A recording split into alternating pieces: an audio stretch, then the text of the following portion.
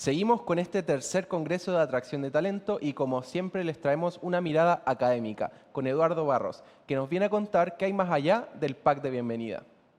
Eduardo es PhD de Organizational Psychology de Purdue University y psicólogo laboral de la Universidad Católica de Chile.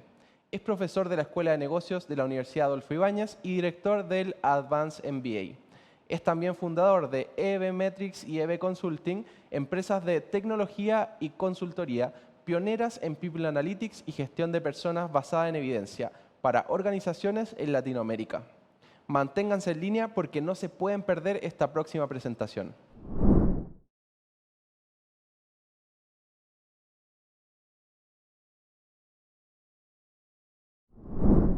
Hola, ¿cómo están? Parto primero agradeciendo a José Ignacio por la presentación. Efectivamente, Eduardo Barros, profesor de la Universidad Adolfo Ibáñez y también fundador de EB Metrics y EB Consulting. Vamos a hablar hoy día del onboarding. Y onboarding vamos a hacer un juego de palabras. El juego de palabras es que vamos a decir que el Welcome Pack no es suficiente y que tenemos que ir más allá de eso. ¿Qué quiero decir con esto? Vamos a partir con analizar un poco esta idea de que hablamos de onboarding hoy. Y llama harto la atención porque por años le llamamos de otras maneras. Le llamamos inducción, le llamamos también socialización, endoculturación, en fin. Pero aparentemente los nombres en inglés son más atractivos. Un profesor de hace muchos años de psicología social nos decía a los alumnos de psicología que somos un poquito etnocéntricos alienados. Nos encanta, somos culturalmente etnocéntricos, pero con una cultura que no es la nuestra, la anglosajona o la europea. Más allá de eso, voy a jugar también con una analogía. Entrar a un nuevo trabajo es como lanzarse a una piscina fría. Pasan varias cosas cuando uno se va a lanzar. Primero nos asusta, pero como lo hemos experimentado antes, nos gusta. Ahora, esta experiencia de lanzarse a la piscina fría es completamente distinta si yo sé lo siguiente. Ejemplo, primero, si tenemos la percepción y sabemos que después de un rato el agua fría se empieza a sentir bien. Hay investigación que hoy día nos muestra, por ejemplo, que saltando al agua fría, permaneciendo en el agua fría por algún tiempo, nos cargamos de dopamina. La dopamina es un neurotransmisor fundamental y esencial para la motivación. Por lo tanto, van a pasar cosas buenas si esta entrada al agua viene acompañada de elementos positivos. ¿Qué pasa si además ya nos enseñaron a nadar y nos van a ayudar y nos van a perfeccionar nuestra forma de nado? Obviamente, nadar en la piscina fría, siendo un excelente nadador, mucho mejor que solamente nadando a los perritos, por decir así. Y también es gratificante saber que si en algún minuto, en mitad de esta piscina, el agua fría, no puedo llegar a la orilla, tengo la noción de que me pueden lanzar un salvavidas. ¿Por qué hacemos esta analogía? Porque conocemos un escenario bien claro. Tenemos el siguiente escenario. Y esto lo dicen los norteamericanos de manera muy clara. Hay solo una instancia para formar una buena primera impresión. Esa buena primera impresión es solamente en la primera instancia. Por lo tanto, la organización tiene una oportunidad de oro que en la vida privada nosotros en general no queremos perder. Queremos aprovechar esa primera instancia donde queremos dejar esa buena impresión. ¿Qué dicen las personas en términos generales? 70% de las personas cuando le preguntan, esto es personas que han tenido una experiencia de onboarding, manifiestan el 70% de ellas que es crucial para la experiencia como colaborador lo que pasa en el periodo de onboarding. Entonces, evidentemente, tenemos que preocuparnos. Ahora, vamos a la evidencia, más allá de lo anecdótico. ¿Qué nos dicen las investigaciones y qué nos dicen los datos? Nos hablan de lo siguiente. El primer 50%, ¿qué indica este 50%? Las organizaciones con un onboarding formal, correctamente ejecutado, generan un 50% más de retención de los nuevos integrantes. En escenarios donde es tan difícil hoy día mantener a los buenos colaboradores, buenos y buenas colaboradores, claramente esencial tener un onboarding de calidad. ¿Qué nos indican los datos? Además, los nuevos colaboradores son un 62% más productivos cuando tenemos buenos procesos de onboarding. Acá suena, ¿qué vamos a discutir? Hagamos onboarding y hagámoslo bien. Es obvio, va a tener buenos resultados, nos va a ir bien con ese acercamiento. ¿Qué sabemos al estudiar los procesos de onboarding? Y aquí vienen noticias que lamentablemente no son tan buenas, pero que hay que considerar si quiero implementar buenos procesos de onboarding. ¿Cuáles son las noticias? Acá un estudio del año 2023 de Paycheck, publicado en Harvard Business Review. 52% de las personas, solo el 52%, dice estar satisfecho con sus procesos de onboarding. Esta cifra no es muy alentadora porque tenemos un número demasiado grande de personas que en esencia nos dicen que no quedan contentas, no quedan satisfechas con el proceso de onboarding. Vamos al segundo 52 que aparece acá. El 52% de quienes pasan por un proceso de onboarding sienten que les faltó entrenamiento. Se supone que esta es una de las cosas que tiene que ocurrir en el onboarding, pero al 52% la impresión es que faltaron cosas fundamentales. Un dato agregado. Ambos datos empeoran en un 10% si estamos hablando de personas que tuvieron procesos de onboarding solamente ejecutados vía online, a distancia. Por lo tanto, ya sabemos, tenemos una buena noción de que cuando esto ocurre a distancia, los desafíos son mayores. Y tenemos hoy día, todos ustedes lo saben, en todas partes de Latinoamérica tenemos un mundo muchísimo más híbrido que en el pasado.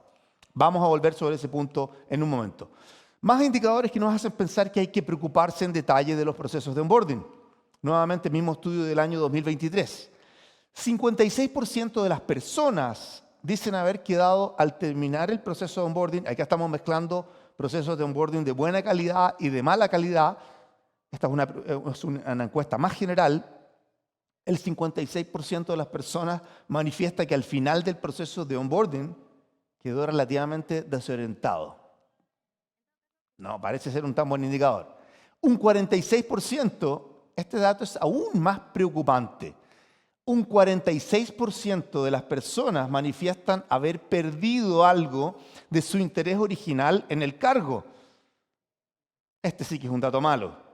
El proceso de onboarding mal realizado para algunas personas genera un escenario peor. Esto sí que es algo que realmente no queremos. La pregunta obvia es ¿cómo hacemos exitoso un onboarding? Y acá volvemos al juego inicial.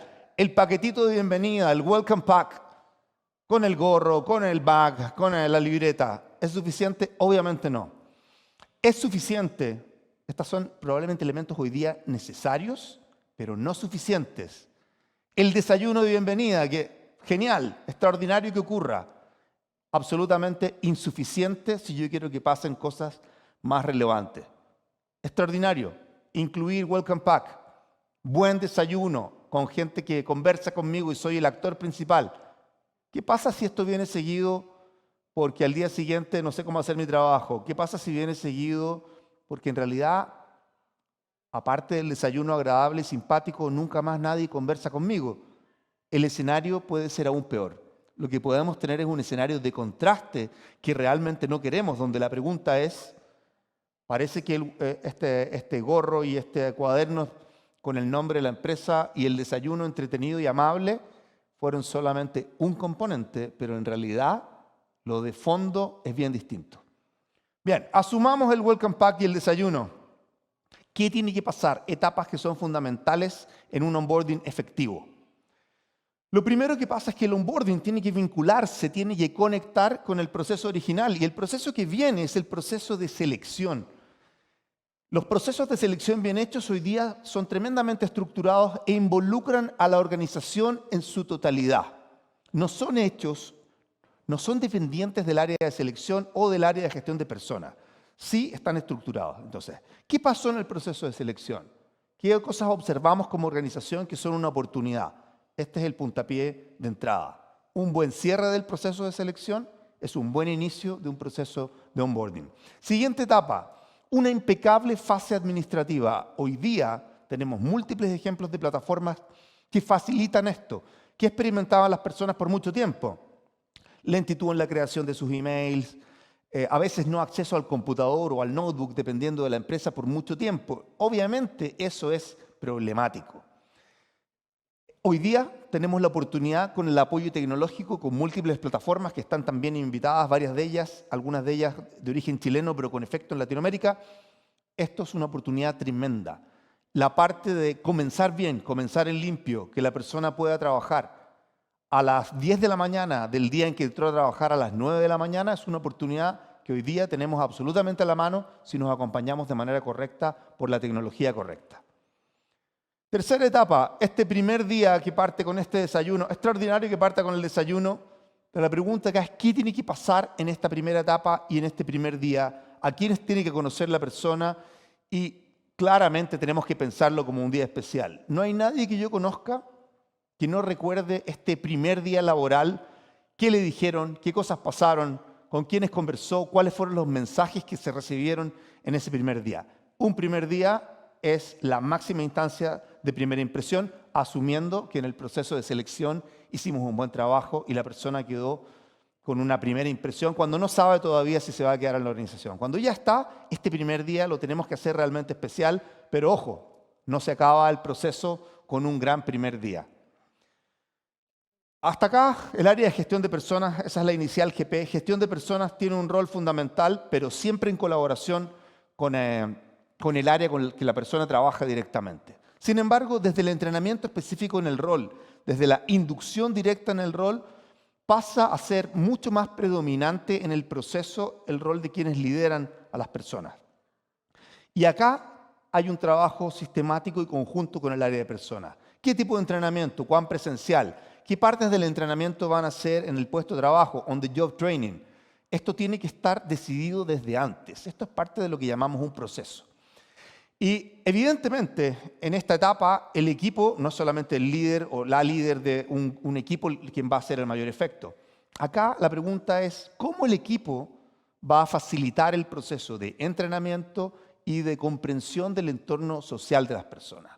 Como etapa, debiera pasar que también coordinado con el área de gestión de personas, los liderazgos hagan un seguimiento del proceso. No podemos asumir que porque el proceso está bien estipulado desde el inicio, va a funcionar de manera correcta. Por lo tanto, acá lo que necesitamos es una instancia de recoger feedback y entender cómo está teniendo efecto este proceso que ideamos en el papel de manera tan supuestamente correcta. Entonces, acabamos de ver las etapas.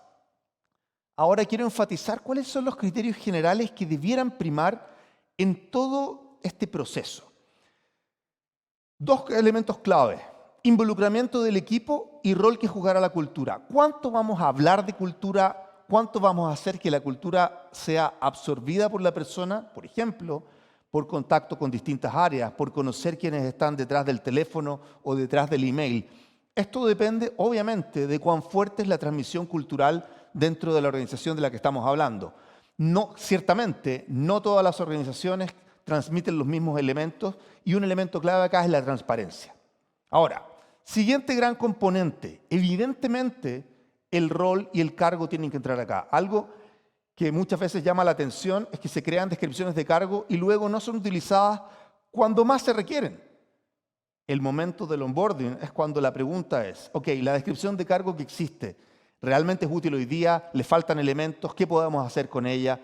Y la pregunta acá, hay que usarla y si hay discrepancias hay que conversarla. Y evidentemente, y esto es muy clave para los estilos de liderazgo, acá tenemos que hablar sobre expectativas de desempeño.